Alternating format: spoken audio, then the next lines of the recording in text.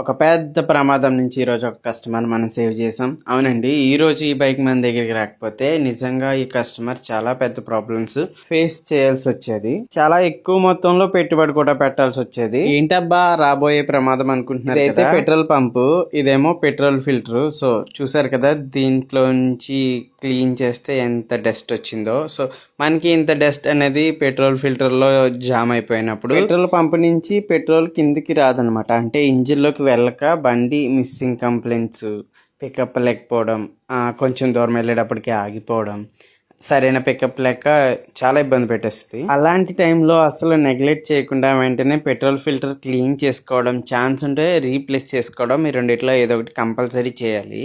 లేకపోతే petrol pump మీద ఈ ప్రెషర్ అంతా పడి మోటార్ కాలిపోయే ఛాన్సెస్ అయితే ఎక్కువ ఉంటాయి. ఇప్పుడు BS6 వాడుతున్న వాళ్ళకి పెట్రోల్ పంపు కాస్ట్ నేను ప్రత్యేకించి చెప్పక్కర్లేదు, చాలా మందికి అయితే ఐడియా ఉండే ఉంటుంది. పెట్రోల్ ట్యాంక్ ని మీరు ఒకసారి గమనించినట్లయితే లోపల చిన్న చిన్న బబుల్స్, తర్వాత డస్ట్ కూడా చూసారు కదా ఎలా ఫామ్ అయిపోయిందో. సో అందుకే టైం టు టైం మెయింటెనెన్స్ అనేది చాలా ఇంపార్టెంట్ అని నేను ప్రతి వీడియోలో చెప్తాను. ఈ కస్టమర్ అయితే మన వీడియోస్ చూసే వచ్చానని 1-2 సార్లు చెప్తూనే ఉన్నారు. మనోడైతే మారేడుమిల్లి ట్రిప్ ప్లాన్ చేశాడంట.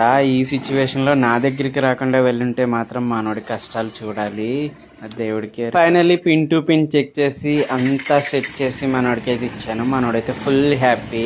సో వెళ్ళే ముందు థ్యాంక్స్ కూడా చెప్పాడు, బిల్ కూడా పే చేశాడు అనుకోండి. చాలా మంది మీ అడ్రస్ ఎక్కడ అని అడుగుతున్నారు. మాదైతే రావులపాలెం. సో నా నెంబర్ అయితే స్క్రీన్ మీద ఇస్తాను.